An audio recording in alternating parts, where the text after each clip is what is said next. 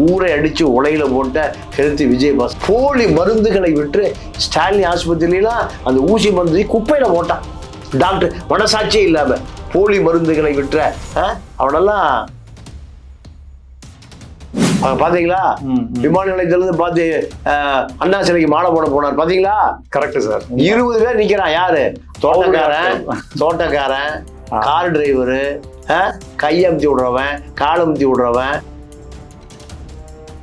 திமுகவுல தொண்டர்களே கிடையாது, எல்லாம் தலைவர்கள் தான். அதிமுகல தொண்டன் இருக்காங்க, தலைவர். எது நல்ல கட்சி?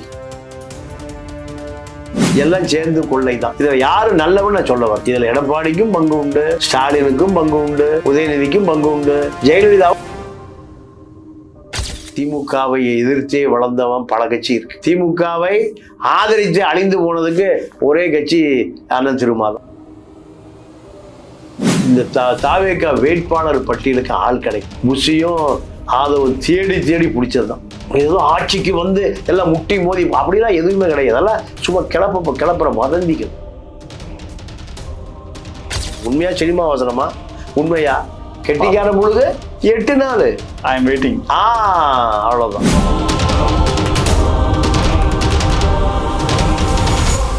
ஸ்பெக்ட்ரம் தமிழ் நேயர்களுக்கு வணக்கம். நம்மோடு மூத்த பத்திரிகையாளர் தமிழா பாண்டியன் ஐயா இருக்கார். பேசலாம் சார். வணக்கம். வணக்கம் சார்.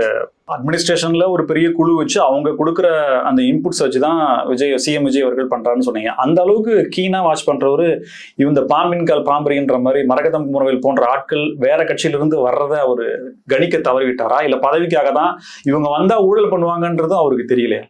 இல்ல, ஊழல் பண்ணியவர்கள் வர வரைக்கும் ஊழல் பண்ணியிருப்பான். இனிமேல் ஊழல் பண்ண மாட்டான். அதுதான் அவருடைய அளவுகோல். நீங்க முசி மீது புகார் போகுது. அப்ப சொன்னாரா 32 வருஷமா எங்கூட பயணிச்சிருக்கார். திருத்திக் கொள்வதற்கு வாய்ப்பு கொடுத்திருக்க. திருத்திக் கொள்ளவில்லை என்றால் திருத்தப்படுவார்.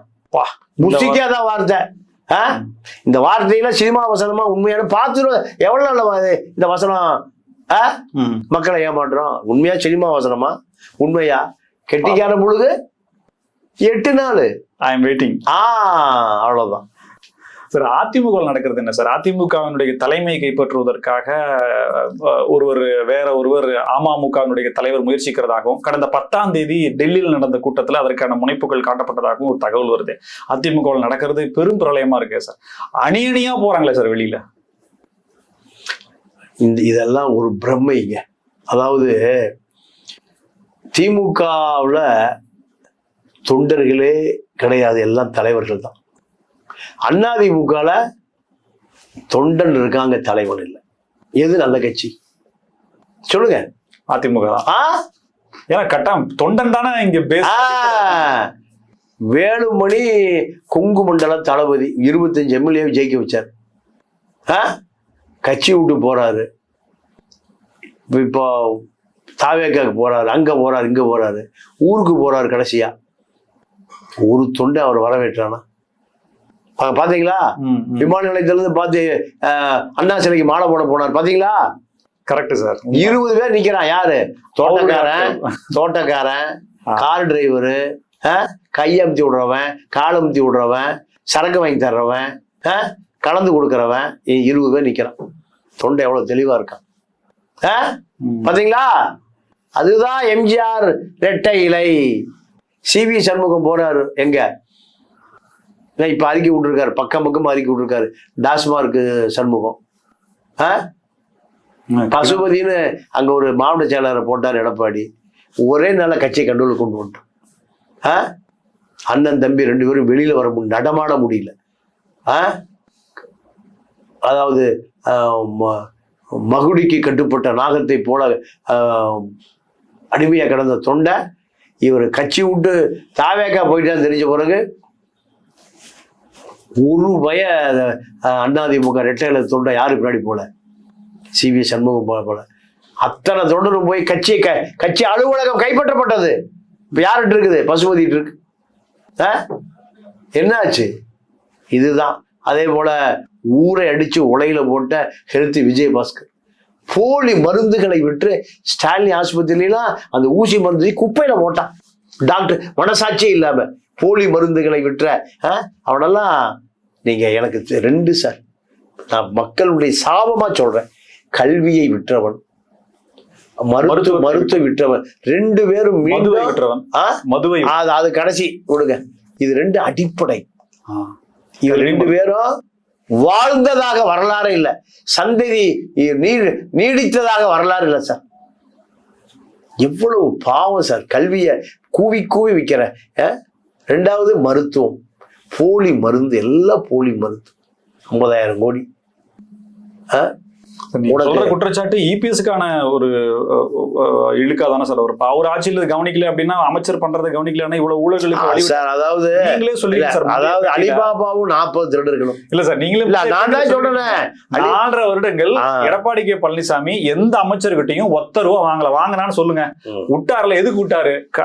கட்சி நல்லா இருக்கட்டும், கட்சியை பாத்துக்க, உன் ஏரியாவில கட்சியை பாத்துக்கன்னு சொல்லிட்டு பல பேட்டிகளை நீங்க என்கிட்டயே சொல்றீங்க. ஆனா அப்படி இருக்கும்போதும் இப்போ தனக்கான வாய்ப்பு கிடைக்கலன்னு சொல்லி அதே அமைச்சர்கள் எடப்பாடி கே பழனிசாமி குற்றம் சொல்லிட்டு போறாங்க அப்படின்னா, அப்ப அவங்க செஞ்சது வெளியில வருது அப்படின்னா, அப்போ இது எப்படி எடுத்துக்கிறது? எல்லாம் அதாவது அலிபாபாவும் 40 திருடர்கள், அவ்வளவுதான். எல்லாம் சேர்ந்து அடிச்சான், எல்லாம் சேர்ந்து கொள்ளைதான். இதுல யாரு நல்லவன்னு நான் சொல்ல வரல. நான் அரசியலுக்குள்ள இருக்கிற அந்த நிகழ்வுகளை சொல்றேன், அவ்வளவுதான். இதுல எடப்பாடிக்கும் பங்கு உண்டு, ஸ்டாலினுக்கும் பங்கு உண்டு, உதயநிதிக்கும் பங்கு உண்டு, டவுசர் பாய்ஸுக்கும் பங்கு உண்டு, ரத்தீஸுக்கும் உண்டு. எல்லாத்துக்கும் மக்கள் காசை கொள்ளையடிப்பேன் எவனா இருந்தா தான் என்ன. எல்லாரும் ஒரே ரேஷியோ தானே. யாரும் நான் நல்லவன் நினைக்கவே சொன்னதில்லை. எல்லாம் கொள்ளைக்காரர்கள் தான். அடிச்ச பணத்தை ஜெயலலிதாவும் கொள்ளையடிச்சுது. ஜெயலலிதா சசிகலா அடிக்காத கொள்ளையா?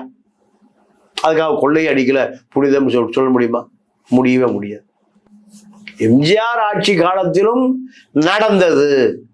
சாராய உடையாரு பணம் கொடுத்தாரு, நடந்தது. ஆனா எம்ஜிஆர் பணத்தை திருடுவது மட்டுமே கொள்கையா வச்சுக்கல. அரசியலுக்கு பணம் வேணுமையா? ஒரு காலகட்டத்தில் பணம் இல்லாம சத்யா சொல்லியா கொண்டு போய் அடமானம் வச்சார். இப்ப எம்ஜிஆர் வக்கீல் இருக்கார், ஒரு மூத்த வழக்கறிஞர் கே சுப்பிரமணியன் இருக்கார், அவருக்கு எனக்கு தெரியும். எந்த ஸ்டுடியோ கொண்டு அடமானம் வச்சு கட்சி நடத்தினார்? அப்படி எவனா ஒரு ஆளை காமிங்க. அது 77 தேர்தலை சந்திப்பதற்கு பணம் இல்லை. அந்த 77, 80, 3 ஆண்டு காலம் 1 பைசா கையிடக்கூடாது. 80 தேர்தலுக்கு பணம் இல்லை. அந்த காலத்துல 50 லட்சம் ரூபாய் வேணும். 50 ஒரு தொகுதிக்கு, ஒரு தொகுதிக்கு தமிழ்நாடு முழுக்க. அது என்ன அன்னைக்கெல்லாம் 25,000, 50,000 இதுதானே அன்னைக்கு டொனேஷன். 1 லட்சம். இப்படித்தானே பணம். இன்னைக்கு போல ஒரு தொகுதிக்கு 50 கோடி ரூபாய். திருமாவளவன் பேட்டி விட்டுருக்காரு சார், நீங்களும் பார்த்துருப்பீங்கன்னு நினைக்கிறேன். ஒரு பிரேக்கிங் விஷயமா சொல்லிருக்காரு, நாங்க இன்னும் திமுக கூட்டணியில் தான் இருக்கிறோம், ஏன் அப்படி இருக்க கூடாதா அப்படின்ற மாதிரி சொல்லிருக்காரு. இப்ப ஒரு தாவேக்கால அமைச்சர் பதவியே வாங்கிட்டு இன்னும் சொல்ல போனா மாவட்ட பொறுப்பாளராகவே இருக்காரு வன்னியரசு அவர்கள், அமைச்சர் மாண்புமிகு. இவர் சொல்ற கருத்தை எப்படி எடுத்துக்கிறது? உங்களுக்கு பத்திரிகையாளராக நீங்க எப்படி புரிஞ்சுக்கிறீங்க? இன்னும் அவரு தானா இல்ல, அவரு தேர்தல் நிதிக்கு பெரிய தொகை வாங்கினாரு திமுக. 8 தொகுதிக்கு 30 கோடி ரூபாய், 270 கோடி ரூபாய் வாங்கினார். 270 கோடி ரூபாய் வாங்கியதை நாங்க பொது வெளியில சொல்லுவாங்க. பனையூர் பாபை வச்சு சொல்ல வைப்பாங்க. ஆளூர் ஷானவாசி இப்போ திமுக வருகிற தேதியை திமுக தான் தீர்மானிக்குது. இதற்கெல்லாம் பதில் சொல்ல முடியாமல் திணறுகிறார் திரும்ப. இல்லைங்க, நான் வாங்கின காசுக்கு விசுவாசமா இருக்கேன், வாங்கின காசுக்கு விசுவாசமா இருக்கேன், வாங்கின காசுக்கு விசுவாசமா இருக்கேன். உடனே இவருக்கு அதை வச்சு என்னென்ன இப்படி சொல்லியிருக்கீங்களாமா? ஆமா, அங்க வாங்கினது அங்க விசுவாசமா இருக்கு, இங்க வாங்கினது இங்க விசுவாசமா இருக்கு. இது அவருடைய நிலை. ஒரு தலித் இளைஞர்கள் இல்லை, எல்லாம் கிளம்பி தாவேக்கா போயிட்டு நிர்வாகிகள் மட்டும் கொஞ்சம் பேர் வச்சிருக்காரு. இப்ப இவருடைய இந்த தடுமாற்ற அரசியல் இன்னைக்கு நேரத்தில் கருணாநிதியிடம் கற்றுக்கொண்டது அது ஒன்றுதான். அவர் ஆணும் இல்லை பெண்ணும் இல்லை, ஆம்பளையும் இல்லை பொம்பளையும் இல்லை, உனக்கும் கூட்டாளி எனக்கும் கூட்டாளி. திமுகவை எதிர்த்தே வளர்ந்தவன் பல கட்சி இருக்கு. திமுகவை ஆதரித்து அழிந்து போனதுக்கு ஒரே கட்சி அண்ணன் திருமாதான். இந்த அளவுக்கான இடத்தை எப்பயுமே பெற முடியாதுல்ல சார். கடந்த 40 ஆண்டுகள்ல ஒரு பட்டியல் சமூகத்தினுடைய அமைச்சர் அப்படிங்கிறது காணல் நீரா தான் இருந்தது. ஒரு பெரிய அப்ரிசியேஷனா கொடுத்திருக்காங்க. சோ இவரு நீங்க சொன்ன அந்த பணம் ஒருவேளை பெற்றிருந்து இதா இருந்தாலும் அதற்கு ஈடாக அப்படின்ற மாதிரி இருந்துட்டு அதிகாரத்தை நோக்கி போய் தன்னுடைய சமூகத்தை உயர்த்துவதற்கான முயற்சிகள் தான் நீங்க பல பேட்டிகள்ல சொல்லியிருக்கீங்க. அவரை பத்தின ஒரு போராளி, ஒரு பல இடங்களையும் விட்டு கொடுக்காதவர், தன் சார்ந்த சமூகத்துக்காக போராடக்கூடியவன்றமா சொல்றீங்க. இப்ப இந்த அங்கீகாரம் அப்படின்றத மறுபடியும் இது கொச்சைப்படுத்த விதமான தலைமைக்கு தாவேகா தலைமைக்கு இது இவங்க இருப்பாங்களா போவாங்களான்ற சந்தேகம் மறுபடியும் வருதே சார். சில வரதான் செய்யும். இவர் நம்பிக்கையான நபர் இல்லை என்று அவரே அறிவிக்கிறார். அவருடைய என்ன காரணம்? திமுக கொடுத்த பெட்டி தான், வேற ஒண்ணுமே இல்லை. சாதாரண விஷயம். திமுக நீ பல இடங்களில் உன்னை அம்பலப்படுத்துவேன், உவால வச்சு அம்பலப்படுத்துவேன். யாரு? பனையூர் பாபு, ஆளூர் ஷானவாஸ் அவருக்கு கிளம்ப போறார். இதெல்லாம் மூளையே ரவிக்குமார் தான். ரவிக்குமார் தான் இதற்கான அடித்தலைமை. திமுகவாக மாறி போனவர் அவர் தான். திமுகவாக மாறி போனவர் அவர் தான். இப்போ இதெல்லாம் சமாளிக்க வேண்டிய சூழலுக்கு திரும்ப தள்ளப்பட்டு இருக்கிறார். திமுக மிரட்டலுக்கு அவர் இன்னும் அதை விட்டு வெளியேறவே முடியல. ஏன்? செய் நன்றி கொண்டாருக்கும் உய்வுண்டாம் உய்வில்லை, செய் நன்றி கொண்ட மகருக்கு. பணம் வாங்கியாச்சு, பொட்டி வாங்கியாச்சு. வேற என்ன? திமுக அழிஞ்சு போச்சு. ஒரு தலித்துல எல்லாம் கிளம்பி தாவேக்கா போயிட்டான். இந்த திமுகவை தாங்கி பிடிக்க வேண்டிய அவசியம் பெட்டி தான், வேற ஒண்ணுமே இல்லை. பெட்டி அரசியல் தான். திமுகவுக்கு இவர் பட்டிருக்கிற நன்றி கடன் அத மிரட்டல் உருட்டலா திமுக கேட்கற. தேர்தல் நீதி தானே சார். தேர்தல் முடிஞ்சு போச்சு. தேர்தலில் முன்முனைப்போட செயல்பட்டாங்க. கூட்டணியா தான் களத்துல சந்திச்சாங்க. வெற்றியும் பெற்றாங்க, தோல்வியும் அடைஞ்சாங்க. அப்ப தேர்தல் முடிஞ்ச உடனே அந்த கணக்குகளும் முடியணும் இல்ல? அதை வச்சு பிளாக்மெயில் பண்றது அப்படிங்கிறது எதுக்கு? தேர்தலுக்காகத்தான். அதுதான் திமுக ஸ்டைலு. திமுக ஸ்டைல் அதுதான். அது தெரிந்திருந்த அவர் அதை அனுமதிக்கிறார் திரும்ப. திமுக எப்பவுமே பிளாக்மெயில் தான் அரசியல்.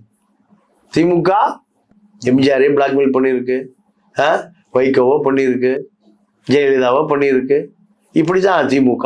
ஆக திமுக இப்படியெல்லாம் பண்ணணும்னு தெரிஞ்சுதான் அவரும் தேர்தல் நிதி வாங்கினார்.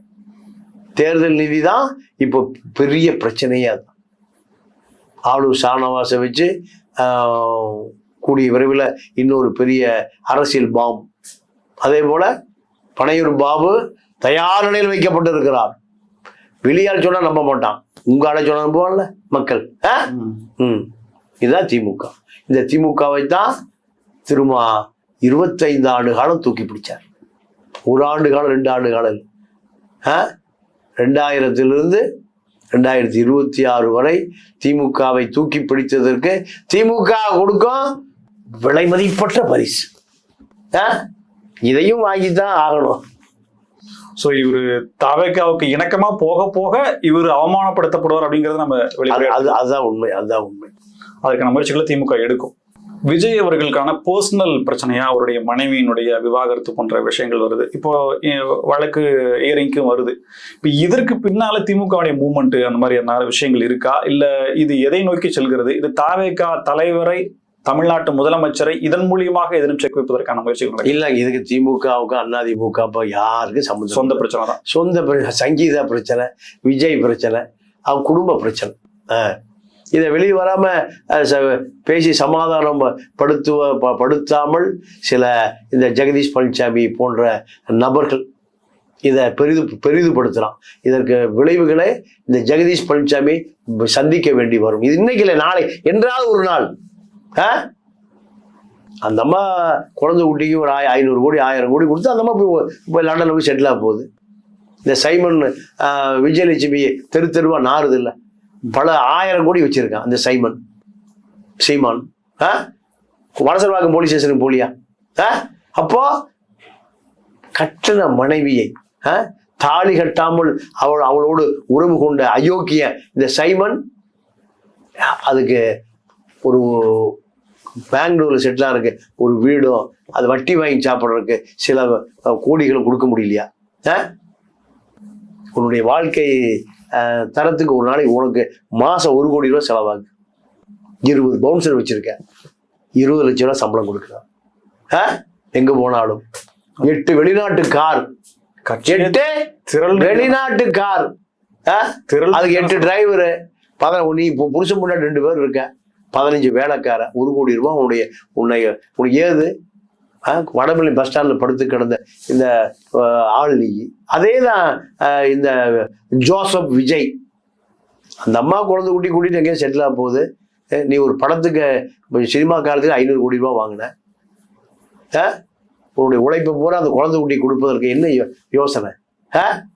ஏதோ அடிச்ச காற்றில் நீங்கள்லாம் கோபுரத்தில் ஒட்டி கொண்டீர்கள். இதெல்லாம் அசிங்கமா இல்லையா, கேவலமா இல்லையா? அதிகாரம் இருக்கு, யார வேணா ஜெயில போடலாம், யார வேணா குண்டாசில போடலாம், யார வேணா என்கவுண்டர் பண்ணலாம், தூக்குல போடலாம், போட. இதெல்லாம் கேட்க கூடாதா? கேவலமா இல்லையா? இதுதான் அரசியலுக்கு தகுதியா? இதான் தமிழருக்கு கலாச்சாரமா? இதுதான் தமிழருடைய பண்பாடா? கட்டண மனைவி தெருவா அலையறா. இது அவரு அந்த சங்கீதா குழந்தைகளையும் ஒரு நிரந்தர தீர்வு எட்டப்படவில்லை என்றால் சைமனுக்கு நேர்ந்ததான் ஜோசப்புக்கு நேரும், என்னுடைய கருத்து. பாஜகவோடு இணக்கமாக செல்கிறதா தாவேகா? ஏன்னா நிதி ஆயோக் கூட்டத்துக்கு போயிட்டு வந்தாரு, பத்திரிகையாளர்கள் சந்திக்கல, இருந்தாலும் 1000 கோடி ரூபாய் பேரிடர் நிவாரண நிதி கொடுத்தது, 1000 கோடி ரூபாய் கொடுத்துன்னு சொல்லிட்டு அமைச்சர் செங்கோட்டையன் அவர்கள் சொல்லியிருந்தாரு. ஸோ பாஜகவோடு இணக்கமாக செல்கிறதா தாவேகா? இல்லைங்க, அது நீங்க ஒரு மத்திய அரசு மாநில அரசுக்கும் உள்ள நட்பு தான். கொள்கை ரீதியாக அது காங்கிரஸோடு தான் பயணிக்குது. காங்கிரஸோடு பயணித்தால் மட்டும்தான் 35% தாவேகாவுக்கு வந்த அந்த வாக்கை தக்க வைக்க முடியும். கிறித்துவ, தலித்து, முஸ்லீம் வாக்குகளை தக்க வைக்கணும்னா பாஜகவை எதிர்க்கணும். அதான் திமுக ஸ்டாண்டு. இப்ப திமுக ஸ்டாண்டை தாவேகா எடுத்திருக்கு. தாவேகா எப்படி பிஜேபி ஆதரிச்சு தன்னுடைய வாக்கு சதவீதத்தை அழித்துக் கொள்ளும்? அதான் வாய்ப்பே இல்லை. 100% அது காங்கிரஸோடு நிற்பதற்கு காரணம் எதிர்காலத்தில் திமுக அழிக்கப்பட வேண்டும், திமுக இடத்தை தான் தக்க வைக்க வேண்டும். அதுதான் அரசியல். அது ஒரே அரசியல் பாஜக எதிர்ப்பு தான். அந்த எதிர்ப்பு தான் முஸ்லீம், கிறித்துவ, தலித்து வாக்குகளை விஜய்க்கு பெற்று தரும். 25% திமுக வாங்குது, 20% அதிமுக வாங்குது, 35%, 10% அதிகமாக வாங்கியதனால் இப்ப ஆட்சிக்கு வந்திருக்கு. இந்த 10% வாக்குகளை தக்க வைக்கணும்னா பாஜக எதிர்ப்பாளரா இருக்கணும். அதனால பாஜகவோட இணக்கம் என்பது மாநில அரசு மத்திய அரசுக்கான உறவை தவிர அரசியல் ரீதியான தொடர்பு அல்ல. இப்போ இடைத்தேர்தல் வரப்போது, அதை தாண்டி உள்ளாட்சி தேர்தல் அப்படின்றது வரப்போகுது. தாவேகா 2026 கொடுத்த ரிசல்ட் அப்படிங்கிறது மிராக்கல், யாருமே கணிக்கல. ஒரு இமாலய வெற்றி, எம்ஜிஆரோட தொடர்பு படுத்தி இணைந்து பேசக்கூடிய அளவுக்கான ஒரு வெற்றியை கொடுத்துருக்கு. இப்ப அடுத்து வரக்கூடிய தேர்தலில் அதே அளவுக்கான வெற்றியை பெறுவதற்கான ஸ்ட்ரென்த் இன்னமும் தாவேகாக்கு இருக்கா இல்ல குறைஞ்சிருச்சா? நீங்க எப்படி எடுத்துக்கிறீங்க பத்திரிகையாளரா? இல்ல, தாவேகாவை புது சக்தியா மக்கள் பார்க்கலாம். திமுக, அதிமுக எதிரான ஒரு சக்தியா பார்க்கலாம். இந்த தேர்தலையும் அது வெளிப்படும். திமுக எந்த காலத்திலும் எழுந்து வர முடியாது. திமுக அது இன்னொரு காங்கிரஸா மாறிடுச்சு. திமுகவுக்கு வாக்களித்த முஸ்லீம்களுக்கு, தலித்துக்கள், கிறிஸ்தவர்கள் எல்லாம் வெளியேறிட்டான். அதை கொஞ்சம் கொஞ்சமா தாவேகா அந்த நட்பை, அதாவது கம்யூனிஸ்டுகள் கூட இருக்கான், காங்கிரஸ் கூட இருக்கு. இந்த இமேஜ் எந்த கட்சிக்கும் இல்லை, திமுகவுக்கும் இல்லை, அதிமுகவுக்கு இல்லை. அப்போ கிராமங்கள்ல இன்னும் அந்த சுனாமியினுடைய வேகம் குறையல. அதனால நீங்க உள்ளாட்சி, ஊராட்சி தேர்தல்லாம் தாவேகா பெரும் வெற்றி அடையும். யூனிக்னஸ்ன்றது இல்லையா சார்? தாவேகாவுடைய வேட்பாளர்கள், தாவேகாவுடைய முகம், தாவேகாவுக்காக உழைத்தவர்கள், ரசிகர் மன்றத்திலிருந்து உறுப்பினராக இருந்தவர்களுக்கு எந்த விதமான விஷயமும் இல்லையா? வெளியிலிருந்து போனவர்களுக்கு உடனடியாக பதவிகளும் பொறுப்புகளும் கொடுக்கப்படுது சார். இது ஒரு நீர்த்து போக செய்யக்கூடிய விஷயம் இல்லை? அப்படிலாம் ஒண்ணும் இல்லை. அதாவது இந்த தாவேகா வேட்பாளர் பட்டியலுக்கு ஆள் கிடைக்கல. புஷியும் ஆதவும் தேடி பிடிச்சதுதான். ஏதோ ஆட்சிக்கு வந்து எல்லாம் முட்டி மோதி அப்படிலாம் எதுவுமே கிடையாது. அதெல்லாம் சும்மா கிளப்புற வதந்திகள். வேட்பாளர் ஆளே இல்லையே. திருமாண்ட பழைய நட்புல போன் பண்ணி ஒரு 25 வேட்பாளர் கொடுன்னு கேட்கிறாரு ஆதவர்ஜுனா. அவரு ரவிக்குமார் பேச்சு சுவிட்ச் ஆஃப் பண்ணிட்டாரு. இல்லைன்னா இன்னும் ஒரு 25 தலித் எம்எல்ஏக்கள் வந்திருக்கும். சும்மா ஏதோ இருக்கிறவங்க யாராவது அனுப்பிச்சுட்டு இருந்தா கூட இன்னைக்கு அவங்க எம்எல்ஏ. ஆமா. இதுதான் உண்மையை தவிர இது போன்ற திமுக ஐடி விங்கு பரப்புகிற செய்தியெல்லாம் 1% கூட உண்மை இல்லை. யதார்த்தத்தை நம்ம பேசணும், செய்தியே பேசணுமே தவிர இது தமிழ்நாட்டு கேவலம். உலகத்திலேயே இந்த மீடியா பூரா தரகனா மாறிட்டான், விபச்சாரியா மாறிட்டான். உண்மைக்கு மாறாக எவன் படம் கொடுக்குறானோ அவனுக்கு ஆதரவா நிலைமை இருக்கு. அதனால பத்திரிகையில நீங்க இவ்வளவு கேவலமா இருக்கு, கேவலமா இருக்கு, படு கேவலமா இருக்கு. இந்த சீப்பு செந்தில் போன்ற கேவலமான நபர்கள் எல்லாம் எதை வேண்டுமானாலும் செய்ய தயாராயிட்டு.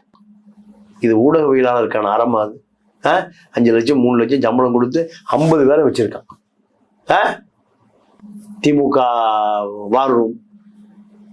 அதே போல அதிமுக வார் ரூம், அது அந்த வார் ரூம் தலைவர் ராஜ்யத்தினே போய் தாவேக்கரை சேர்ந்துட்டான். அப்ப அவன் எப்படி அதிமுக வார் ரூம்ல இருந்திருப்பான் பாருங்க. எல்லாம் வியாபாரிகள், எல்லாம் கொள்ளைக்காரர்கள், கொடூரமானவர்கள். இதுதான் மீடியா. அப்போ மக்கள் ரொம்ப அறிவுபூர்வமா தெளிவா யார் உண்மை சொல்றான், யார் முதல்ல உண்மையானவன், உண்மையானவன் தான் உண்மை சொல்லுவான். இங்க போலிகள் நிறைந்து இருக்கு. அதனால மக்களை குழப்புகிற வேலை தான் நடக்குது. குழப்பத்திலே வச்சிருக்கணும், உண்மை போதையிலே வச்சிருக்கணும். உண்மை செய்தியே கிடையாது, உண்மை செய்தியே கிடையாது. புனைவு கதைகள் எல்லாம் காசை வாங்கிட்டு உண்மையை பொய்யாக்குறான், பொய்யை உண்மையாக்குறான். திமுக ஜெயிக்கும், திமுக ஜெயிக்கும் அத்தனை பேரும் சொன்னானா? அவன் வேற எதை சொல்லி கொடுக்கப்படுகிறதோ அதை சொல்ற. அதை சொன்னது யாரு? 35 வயசு ரத்தீஷும் சபரீஷனும் எதை சொல்லுகிறார்களோ அதான் செய்தியா இருக்கு. இப்ப என்னாச்சு? அதாவது எக்ஸிட் போல்ல சொல்றா திமுக வரும்னு, ஓட்டு போட்டவன சர்வே எடுத்து சொல்றான் நான் வரவே வராது, நான் தான் சொன்னேன். அப்போ தேர்தலில் உண்மையை ஒழிப்பதற்கு எவ்வளவு கோடி செலவு பண்றான். அப்பாவி இல்லையா மக்கள்? அப்பாவியே இல்லையாட?